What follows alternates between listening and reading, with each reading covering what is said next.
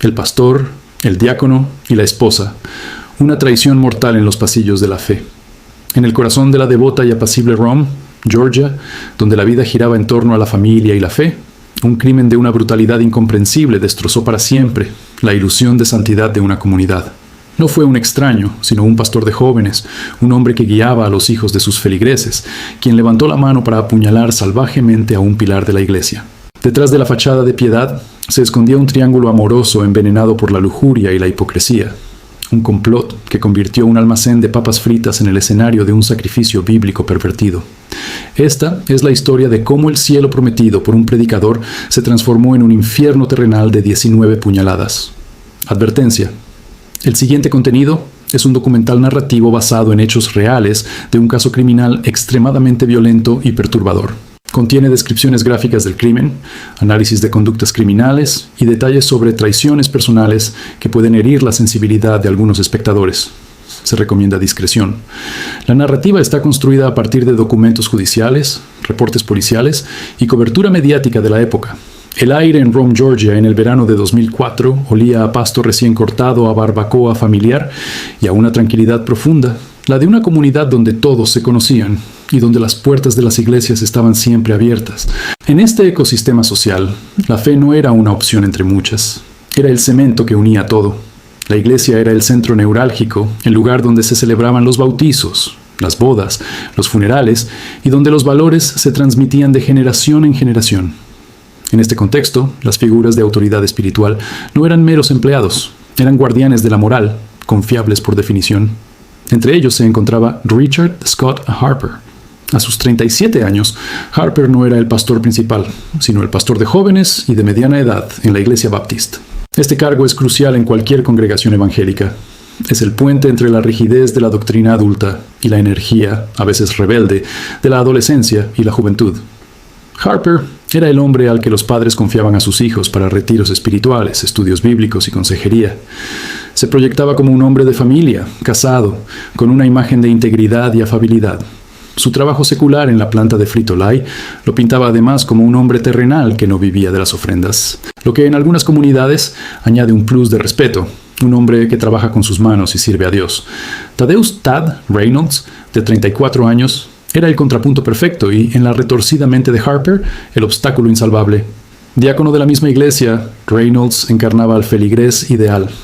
Un hombre trabajador, dedicado a su familia, activo en las actividades de la congregación. Su matrimonio con Michelle, de 33 años, era exhibido como un ejemplo a seguir. Juntos, con sus hijos, representaban el sueño americano cristiano. Una casa, una familia unida, una fe inquebrantable. Tad era, por todos los conceptos, un hombre bueno. Y esa bondad, esa rectitud, se convertiría en el detonante irónico de su propia perdición. La fisura en esta fachada de perfección se llamaba Michelle Denise Reynolds. Detrás de la sonrisa de esposa y madre devota, Michelle alimentaba una insatisfacción profunda, un deseo de algo más o algo diferente a la vida que llevaba. No fue difícil para un hombre como Richard Harper, entrenado en la elocuencia y en el arte de conectar con las emociones de las personas, detectar esa vulnerabilidad. La relación entre pastor y feligresa comenzó, como suelen empezar estas tragedias en entornos religiosos, bajo el manto de la consejería espiritual.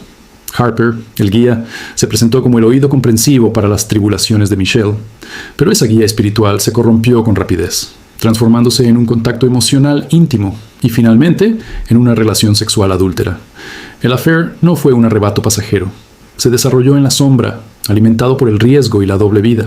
Se encontraban en moteles baratos, en estacionamientos discretos, en cualquier lugar donde la mirada inquisitorial de Rome no pudiera alcanzarlos. Cada encuentro era una traición múltiple. A Tad, a la esposa de Harper, a sus hijos y a la congregación que creía en ellos. Para Harper, esta relación dejó de ser un simple pecado de lujuria para convertirse en una obsesión posesiva. Michelle ya no era la esposa de un feligrés, era su mujer, y Tad Reynolds era el usurpador que se interponía en su camino hacia una felicidad que, en su mente distorsionada, merecía. Fue entonces cuando el pecado dio el salto mortal hacia el crimen. La lujuria y el engaño se mezclaron con un cálculo frío y homicida. La idea de eliminar a Tad comenzó a germinar en la mente de Harper, no como un estallido de ira, sino como una solución lógica a su problema. Y aquí es donde la narrativa se vuelve aún más siniestra. Harper no planeó actuar solo. Empezó a sondear, a preparar el terreno para involucrar a Michelle en el asesinato de su propio marido. Le habló de un futuro juntos, de una vida sin mentiras, pero para alcanzarla, Tad debía desaparecer. La manipulación fue gradual, insidiosa. Jugó con sus emociones, con su insatisfacción, con la promesa de un amor liberador. Michelle Reynolds, atrapada en la red de un depredador emocional, cruzó una línea de la que no habría retorno. Accedió, o al menos no se opuso, a la idea del asesinato.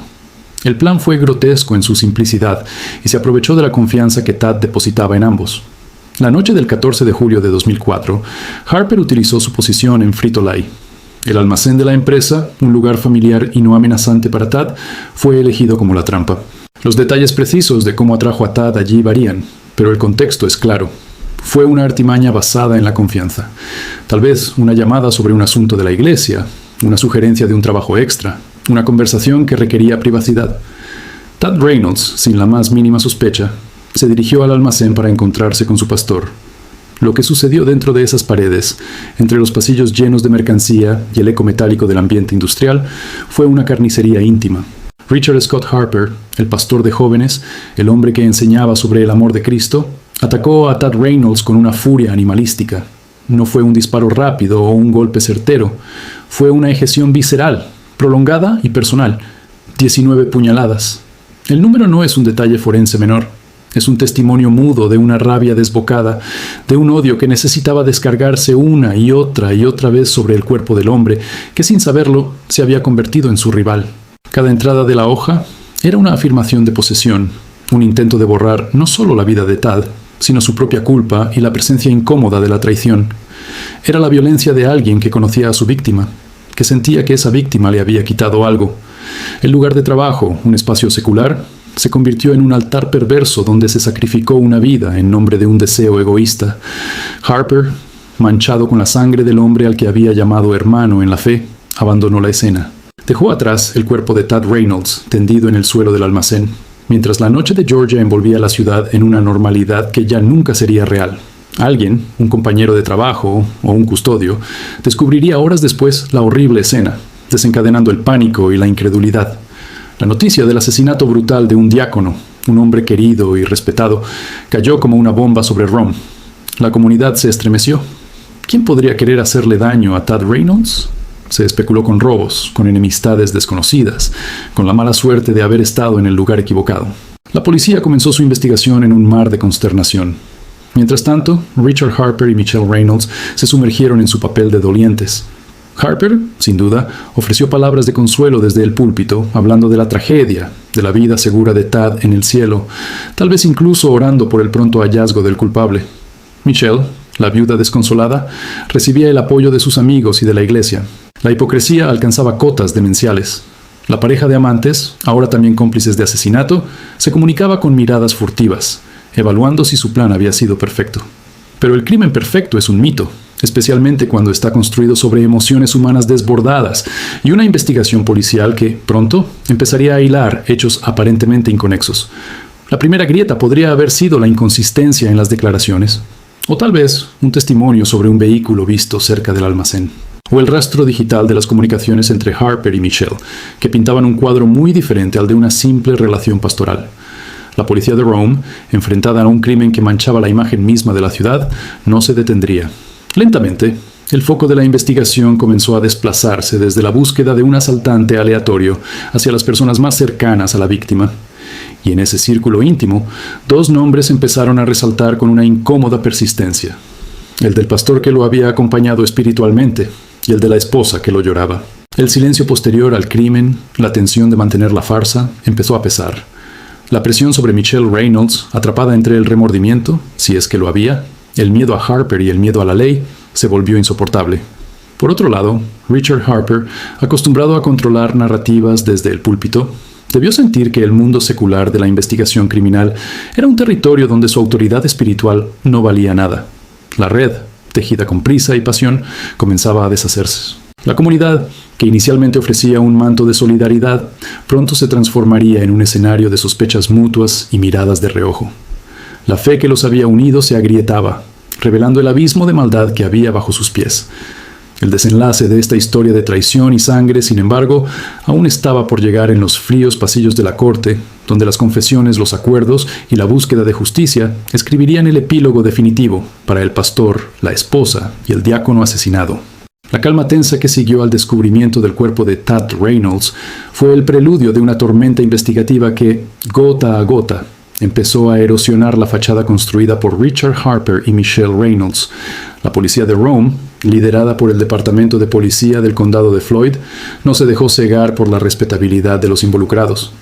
Los asesinatos por robo o por un extraño suelen dejar un rastro caótico. Este, por su brutalidad excesiva y la falta de sustracción de objetos de valor, apuntaba a algo mucho más personal, un crimen pasional o de odio visceral. Y cuando se mira hacia el círculo íntimo, las piezas, por muy bien encajadas que parezcan, empiezan a chirriar. La investigación forense en la escena del crimen en Frito-Lay, aunque no reveló inicialmente un arma homicida, que se cree fue un cuchillo desechado, estableció la ferocidad del ataque. Pero la ciencia forense más crucial en este caso no sería la de las huellas dactilares, sino la de la comunicación humana. Los detectives empezaron a rastrear meticulosamente los registros telefónicos de Tad Reynolds, de Michelle y de Richard Harper. Un patrón emergió con claridad alarmante. Una maraña de llamadas y mensajes entre Harper y Michelle que iba mucho más allá de cualquier interacción pastoral apropiada.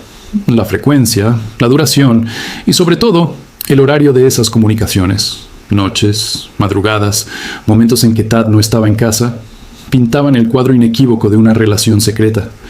Paralelamente, el perfil de Harper comenzó a agrietarse bajo escrutinio. Compañeros de trabajo en Frito-Lay pudieron haber hecho comentarios sobre su comportamiento extraño aquel día o sobre su conocimiento de las rutinas del almacén. La narrativa del doliente compungido que Harper interpretaba en público empezó a contrastar con las declaraciones más tibias o inconsistentes que daba a la policía en privado. La presión se cernía sobre él, pero era sobre Michelle Reynolds, donde el peso de la mentira y la culpa comenzó a hacer mella de forma crítica. Michelle no era una criminal experimentada, era una mujer atrapada en una telaraña de su propia confección, manipulado por un hombre a quien había concedido una autoridad enorme. El estrés de interpretar el papel de la viuda afligida mientras compartía un secreto mortal con el asesino de su marido resultó insoportable. Los detectives, expertos en leer el lenguaje corporal y las incongruencias emocionales, la sometieron a interrogatorios que, poco a poco, fueron quebrando sus defensas. La versión oficial de su matrimonio idílico con Tad se desmoronaba ante la evidencia de su affair. La pregunta dejó de ser ¿sabe usted quién pudo hacer esto?, para transformarse en ¿por qué lo hizo? Fue entonces cuando la estrategia de los acusados comenzó a divergir, sellando el destino de ambos. La ley de Georgia, ante un crimen de tal brutalidad y alevosía, contemplaba seriamente la pena de muerte. Los fiscales del distrito construían un caso sólido que apuntaba a Harper como el autor material y a Michelle como cómplice e instigadora. Ante la perspectiva de la cámara de ejecución, el instinto de supervivencia abrió una brecha entre los amantes. Richard Scott Harper, viendo el muro de evidencia circunstancial y testimonial crecer a su alrededor, optó por la pragmática cobardía del negociador. A través de sus abogados, entabló conversaciones con la fiscalía. Su oferta: una declaración de culpabilidad a cambio de que se retirara la solicitud de la pena de muerte. Quería vivir, aunque fuera entre rejas. Para lograrlo, estaba dispuesto a contar toda la historia, a detallar el plan, su ejecución y, crucialmente, el grado de conocimiento y aquiescencia de Michelle Reynolds. Su testimonio sería la pieza central para condenarla. Michelle, por su parte, se encontró en una posición desesperada. Con Harper dispuesto a cantar, su fachada se volvió insostenible. También ella, ante la abrumadora evidencia y la traición inminente de su amante, optó por un acuerdo. Se declararía culpable de un cargo menor al de asesinato premeditado, homicidio voluntario. Admitiría su participación en la conspiración para matar a Tad, aunque probablemente mantendría que no anticipó la extrema violencia que Harper desataría. Su esperanza era una sentencia significativamente menor a la cadena perpetua o la pena capital. El caso, que había conmocionado a Georgia, llegó a su clímax judicial no en un espectacular juicio conjurado, sino en la fría y anticlimática solemnidad de una sala de vistas, donde se ratificaron los acuerdos de culpabilidad. En 2008, 4 años después del crimen, Richard Scott Harper se declaró formalmente culpable de asesinato. Al aceptar su declaración, el juez lo sentenció a la única alternativa posible tras retirar la pena de muerte: cadena perpetua sin posibilidad de libertad condicional. Esta condena significaba que Harper moriría en prisión. Cada día de sus años restantes lo viviría en una celda, lejos del púlpito, de su familia y de Michelle Reynolds, el hombre que predicaba sobre la vida eterna aseguró para sí una eternidad entre rejas. Poco después, Michelle Denise Reynolds compareció ante el mismo tribunal. Con el peso de la traición conyugal y la conspiración homicida sobre sus hombros, admitió su culpabilidad en homicidio voluntario. El juez, considerando su cooperación y su papel, aunque instigador, no material, le impuso una sentencia de 20 años de prisión. 20 años por planear la muerte del hombre con el que había construido una familia, del padre de sus hijos. La comunidad que una vez la rodeó de compasión, ahora la veía con horror y desprecio. Había intercambiado una vida de apariencia tranquila por 2 décadas de confinamiento y un estigma perpetuo. El caso del asesinato de Tad Reynolds dejó cicatrices profundas e imborrables. La iglesia donde ambos hombres habían servido se sumió en una crisis de fe y confianza. ¿Cómo podían confiar nuevamente en sus líderes? ¿Cómo explicar a los jóvenes que su pastor de jóvenes era un asesino convicto? La familia extensa de Tad, y sobre todo sus hijos, no solo perdieron a un padre de la manera más violenta posible, sino que tuvieron que enfrentar la verdad monstruosa de que su madre había conspirado para ello. Fue una doble orfandad, física y emocional. Richard Harper fue encarcelado en el centro de clasificación de Georgia en Jackson y luego trasladado a la prisión estatal de Hancock.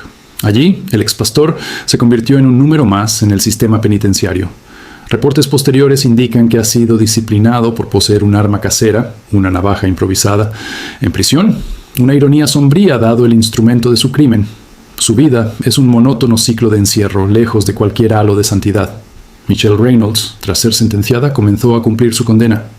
Su elegibilidad para libertad condicional, tras cumplir la mayor parte de la sentencia, significaría que, en teoría, podría reconstruir algún fragmento de vida fuera de prisión. Pero ¿qué vida le espera? El nombre Reynolds en Rome es sinónimo de traición y escándalo. Sus hijos, criados por familiares, han tenido que cargar con el legado envenenado de las acciones de sus padres. El asesinato de Tad Reynolds expuso la peligrosa dicotomía que puede existir entre la fe profesada y las acciones humanas. Reveló cómo la autoridad pastoral puede ser pervertida para la manipulación y la satisfacción egoísta. No fue un crimen contra la fe, sino un crimen donde la fe fue usada como camuflaje, como herramienta de seducción y como contexto para la traición. La historia del pastor, el diácono y la esposa permanece como un recordatorio escalofriante de que el mal no siempre llega con cuernos y tridente. A veces llega con una Biblia bajo el brazo y una sonrisa de compasión en los labios, capaz de apuñalar 19 veces en la oscuridad de un almacén. Esta ha sido la crónica de una de las traiciones más impactantes ocurridas en el seno de una comunidad religiosa. El caso de Tad Reynolds nos obliga a reflexionar sobre las máscaras que llevamos y los abismos que pueden esconderse tras una vida aparentemente ejemplar. La justicia, aunque tardó, llegó para dictar su veredicto irrevocable. Si este documental te ha impactado y valoras nuestro trabajo de investigación para traerte narrativas crudas y bien construidas, te invitamos a suscribirte a nuestro canal. Tu suscripción es el mayor apoyo para que sigamos indagando en los casos más oscuros y complejos de la crónica negra. No olvides activar la campanita para no perderte ningún contenido nuevo y, si crees que estas historias deben conocerse, dale like a este video. Tu interacción nos ayuda a crecer y a seguir produciendo documentales de esta profundidad. Gracias por acompañarnos en este desgarrador recorrido. Hasta la próxima investigación.